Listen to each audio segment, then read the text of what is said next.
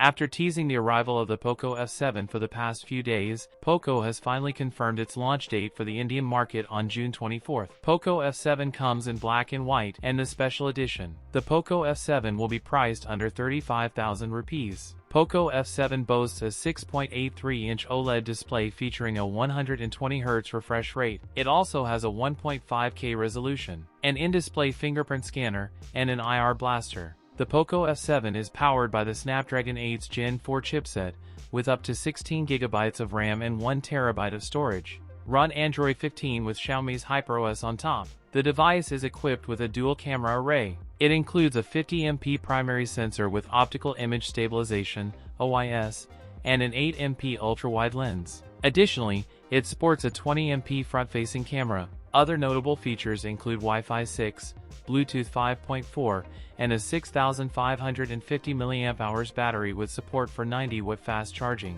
That's it for today's video. If you enjoyed it, don't forget to like, comment, and subscribe for more content. Thanks for watching, and I'll see you in the next one.